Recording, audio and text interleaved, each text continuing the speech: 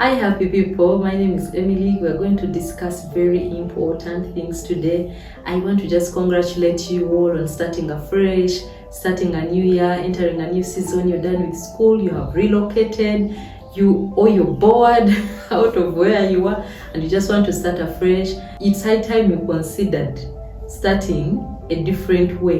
You know what they tell us? We cannot expect to do the same things the same way, and then we expect results that are different from what we have been getting. So are you bored out of your stagnant life? You're wondering who you are, what have you been sent here to do, what are you supposed to accomplish where you have been sent or wherever you are. Maybe you're asking yourself, now that you're starting a new season, how different can things change, or how different can you get, or how can you improve yourself?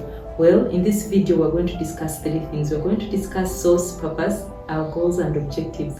Well, you know how they say that if you don't plan, either way you have planned, only that this time you've planned to fail. It's true. You're living your life, or you're giving chance to everything that is going to be happening, and you're hoping for things to get better. While it is true that sometimes we plan and what we plan does not happen, it is better to have a goal than just live life out of no direction, being swayed by the wind. So let's discuss. 1, before you even start setting your goals, what are you setting your goals to achieve? Like what's the purpose? What have you been sent to do? What are you going to do where you are?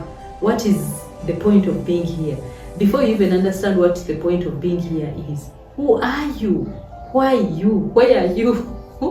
What is going on?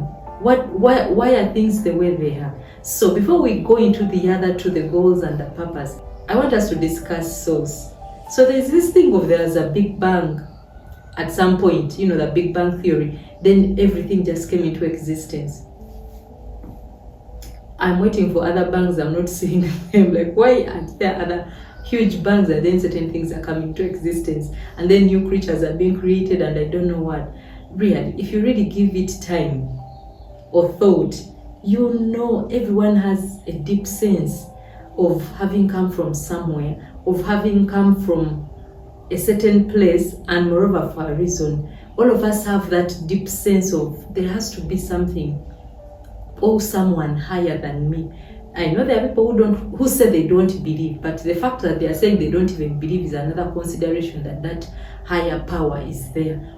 So I'm having this conversation based on the fact that you acknowledge that you have a source. You came from somewhere. How come there's been if it's an argument about a source really being there, why are we failing to have babies out of putting cells together? So a human being is physical the way we see them, but beyond physical there is a soul, there is a spirit. There are so many things that go on in our lives that have proved beyond reasonable doubt that we are not just a body, that there is a soul. For example, there are instances where you don't feel, like if you get numbness in your body or you're paralyzed, but you feel the you inside is whole, though you cannot even feel part of your body. How about when you go into dreams? Where are you when you're dreaming? Are you wherever you are? You there with your body? How come you can be in a certain world with the whole of your, you feel you have the whole of your physique, but in actual sense your body has been in bed, and you can tell us a dream that took forever, and then you went here and then you went here. So small things like that are proof that there is something bigger than just our physical bodies. I want to believe it would be very careless of us to just live life ignoring the fact that we have a maker. So coming back to the fact that we have a maker, it is very important, if you want to give purpose or meaning to your life, to understand who or what your source is. Who is your source? Who is your source? Where do you come from? Who put you here? Do you ever wonder why you live where you live? Do you ever wonder why are you in such a career by chance? Okay, if you're there by chance, is it by chance that you have passion for certain things you have passion for? How come those are the things you like and not the other things that you like? Think about it. So all of us have the source, and our source is our creator or our maker. Now, to understand a lot of who we are, we need to understand our maker. Who is our maker? What is he like? What does he want us to do? What doesn't he want us to do? Because we are created in his image. When you make something, you have a reason why you make something. Me, I'm a baker. Before I start to decorate a cake, there is how I want it to look. They may all be cake, but they will not always look the same, or they will not always taste the same.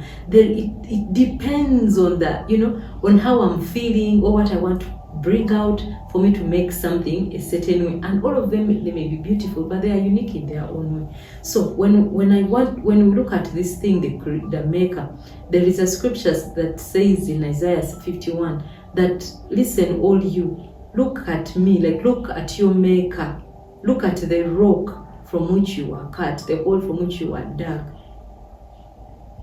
There is so much that God can make us accomplish, or like there is so much we can accomplish, like beyond our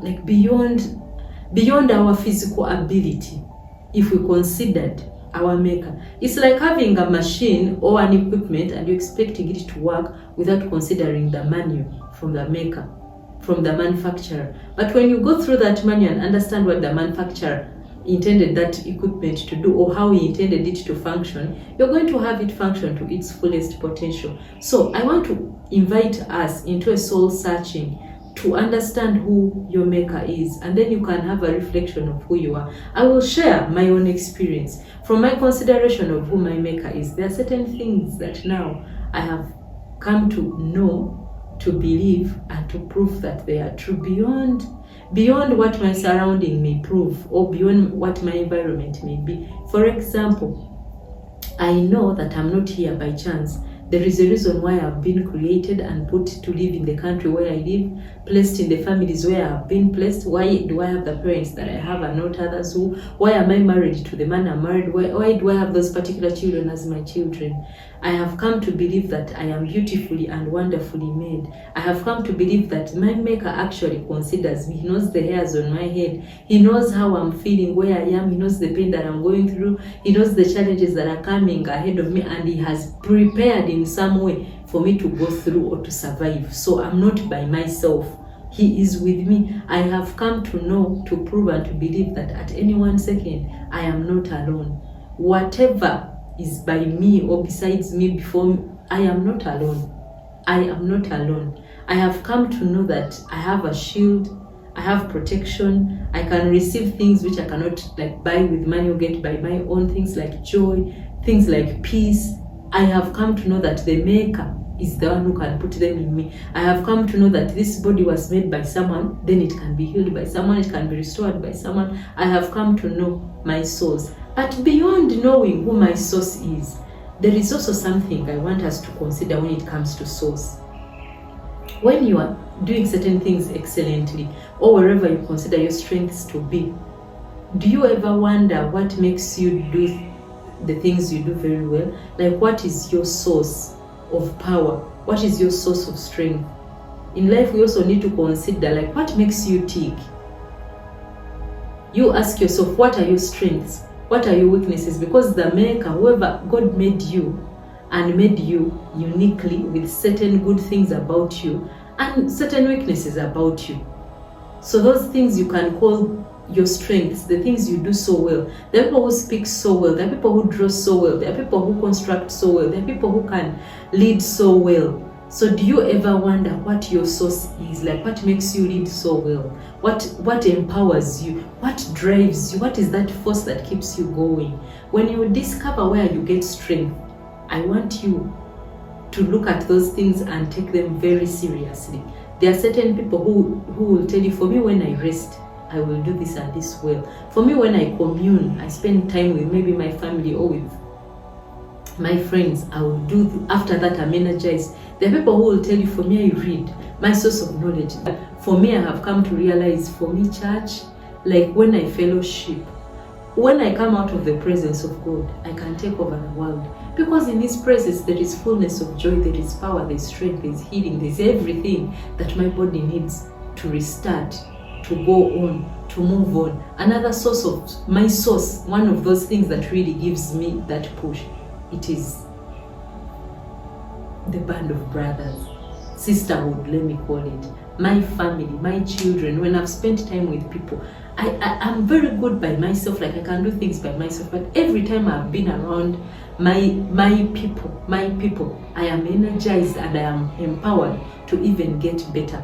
I have found my strength to be in going back to my Maker.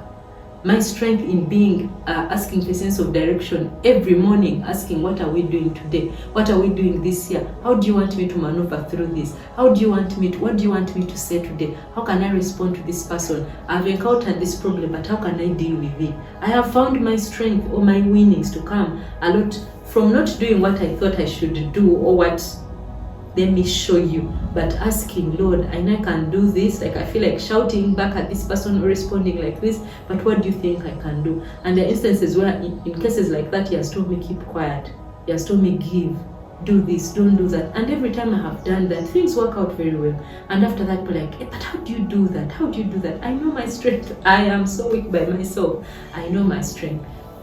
So that is source. One, you need to understand where you're from, who your Maker is, and then you understand what strengths your Maker has given you. And even for those strengths, for example, when I speak about a source, you find that there are certain equipments that have manual, other equipment are powered by electricity. Without the electricity, they are not working. So electricity is their source. So find the source, find your strengths, find your weaknesses, understand that even your weaknesses can be lifted up when you have a source. You find that you also discover that your strengths, where you can perform very well, you can even do better when you plug into your source. So in this new chapter, in this new season, I'm encouraging you to find your source and plug in. Number 2, purpose. While you have found your source, you understand who you are, you understand what you do very well. What is the purpose? Why do you have those things? For example, like what can you use them for? If I look still at the electric equipment, you can discover that yes, I'm an electric equipment, have been made by this company, but for what? Have you come to heat the room? Have you come to warm? Have you come to cook? Have you come to fan? Are you a fan? Have you come to make the environment better? What have you been put here for? In my previous videos, I've talked about purpose. You people, life without purpose is meaningless. But when you discover your purpose, so many things become meaningless because now you start to get focused on this very thing you have been called to do. I want also to remind you, you can go back and watch those videos, but there is a big purpose, like an overall purpose for your life. Maybe you're called to be a leader, maybe you're called to be a blessing in a certain way, you're called to be whoever God has called you to do. You can ask me, but how do I know my purpose? I want to refer to those videos. I have my previous videos on purpose for a deeper understanding on purpose. But just to give you a heads up, when to discover your purpose, you ask. There are certain questions you can ask yourself, like God has probably already revealed your purpose to you, but you have not really considered it. So there are certain questions you can ask yourself that I shared in a previous video. Questions like, what do I do so well? What do people usually compliment me about? What gives me a sleepless night? What am I compassionate about? Like what moves me to a point of, and comfort. So there are about 8 questions or so that I share in that video that you can ask yourself. But also beyond that, for me, God talks, my Maker talks. You can ask him, what is my purpose? Ask him what your purpose is over and over until he tells you. You can even intentionally say, I'm doing this fast, Lord, and my reason for fasting, I want to hear your voice. Because fasting does not really twist God's hand into doing what you want to do or speaking to you, but it kind of fine-tunes your spirit to be sensitive to hear when he speaks. So you can discover your purpose. And when you have discovered your purpose, you are able to set goals. Now that is the larger purpose. But now for the smaller, everyday, step by step, you ask yourself, so today, you can wake up. Have you lived life where you woke up and you intended to go somewhere and you find yourself in a certain direction by design, or you met certain people? There's always a purpose. How come you've met that human being that day? How come when they were distributing, maybe where people were going to the field at work for you, were sent to a certain place and not another one? And when you went there, how come you found so and so, or you're expecting to find so and so, then you didn't find that person? There is always a purpose for all those things. So you need to be quiet in yourself and ask yourself, why this one? Why this one? So you can set goals according to purpose. But where purpose comes by chance, you can ask within yourself, God, what do you want me to do? Please guide me on this one. I don't know how to maneuver here. Please tell me, how can I go by this? How do you want me to do this? And he will always guide you. But when it comes to setting goals and objectives, guys, we have long-term, short-term, and even immediate goals. So the long-term are these things, what do I want to do in 5 years? What do I want to do in the period that I'm going to be here? So you can have the long-term goals of 5 years, 10 years, 50 years. That is like the vision. Put it on the wall, put it somewhere. You people, the vision board is for real. You'll attract what you have put there. Write and say, I want to be this, I'm going to do this, I am going to reach this place. Let it be big, speak about it, let it be part of you. Let people around you know what your vision is. And then after setting a vision, ask yourself how you're going to be able to achieve that vision. That is more what they call the mission. How am I going to be able, for example, if my vision is to become the leading distributor of maybe a beverage, or I want to become the best baker in Uganda, or I want to become the best mother ever, what are you going to do? What are those smaller steps or strategies that you can lay to be able to achieve that? So you have to set those action points, I should say, workable things. For example, for me, I know to achieve my vision, I have to go through mentoring. I have to learn. I have to relearn. And when I relearn, I have to put into action or to implement the things that I have learned. I have to be trained. I know I have to pray so much about it. I have to consult. I know I have to work with others. I have to partner with others every day, every month. Like when I put together all the things that I'm doing, they have to come to a summary of that I'm being discipled, I'm being trained, I'm being taught, I'm getting better, I am getting more competent to be able to do what I have been purposed to do. And then I am praying along, I am living life with people, because me, I have realized I'm not going to be able to achieve mine without others, without partnerships. So every day I'm asking myself, who can I do this with? Who can I work with better? Those that I have already found, how can we have a better relationship? How can we work together better in order for me to achieve my mission, which will lead me to become the vision that I want to become? So that brings me to the shorter weekly goals, monthly goals. Now, many of you do this where you are. You're there setting weekly goals, but you don't have weekly goals for your life.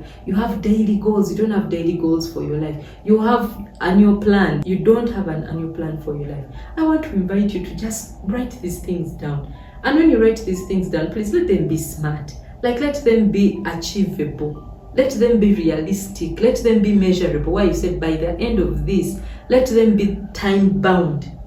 Whereby you can say, by the end of December, I want to be able to save maybe 100,000. So that we can be like, you said 100, now you've achieved only 80,000. Or you said by the end of December, but you have done it by the end of October. That is the time binding and being measurable. But being realistic means, can you really achieve it? Is it possible? Let it be realistic. And let it be short. Like, let's not make things so huge. Your goal is to save money. But now don't start putting huge monies which you can't even achieve. For the last 10 years, you've never made that money. You want to make it in 3 months. So it has to be realistic. But guys, every day when you wake up, I am saying this very passionately, because I know people who are so melancholic, like you said you write things down, but me personally, I am not that kind of person. So I'm struggling through writing down. I say, this week, what am I doing? By the end of this week, I have to be able to do this, and then I can come back and ask myself, were you able to do? Have you done? Has this been done? Tick off what has been done, put back what has not done on the next week or on the next day, and then make myself accountable. I'm even telling people, please, I want to do this. Make sure, I want you to check on me and ask me, have you done this? Have you done this? I have friends who have told, this is what I want to do. I'll give you an example. I have told myself I'm going off sugar, for example. It's not easy to go off sugar, but I've told myself I'm going off sugar, and I've told people I'm going off sugar, so that when people see me take sugar, they'll be like, what you said, you're going off sugar. I've told myself I'm going off soda. I've lived that life before, but I slipped. and maybe for about 8 years or so, I've been taking these things. Yet before, I was not taking them. So I have people who will be like, you said you're not taking soda. Why are you taking soda? But why am I taking soda? Because my goal is not, like, my vision, what I'm seeing is not soda, like a life free of soda. My vision is a healthy life. And I know that if I'm going to live a healthy life, I have to do away with certain things my body does not really need. Like, my body doesn't need sugar. The sugar that I'm taking through normal food is enough for my body. My vision is my healthy body should not have chronic illnesses, blah, blah, blah. So I'm not going to wait for doctors to tell me, oh, reduce on this. Let me do it now when I'm still healthy, so that I don't slip into that moment of having a body that is not healthy. You understand? So my vision is a healthy life, healthy body. How am I going to achieve a healthy body? I'm going to change my diet. I'm going to work on things like my diet. What are the smaller things, the goals, the objectives that I can set to have a healthy diet? 1, I am going off sugar. 2, I am going off soda. Okay, that's the same thing, but you get what I mean. Let me not say the other things I have set myself to do right now, but maybe you'll see along the way as we share together. So, if you plan, you will achieve all or some of what you have planned. If you don't plan, you will still achieve some of what you may not have planned to achieve. But honestly, the main thing you will have done, you will have planned to fail. So if you forget anything I have said today, don't forget the fact that we need to plug into our source. We need to identify what our source is, what our strengths are, what our weaknesses are. 2, we have to discover our purpose. We have to discover our reason for being here. How do we do that? There are certain questions you can ask yourself. I have shared in a previous video, but you can also ask your maker. How can I achieve my purpose? You set goals, you set objectives, and they should be SMART.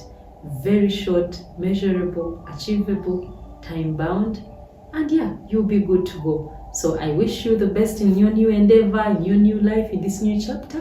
May God bless you and may God be with you.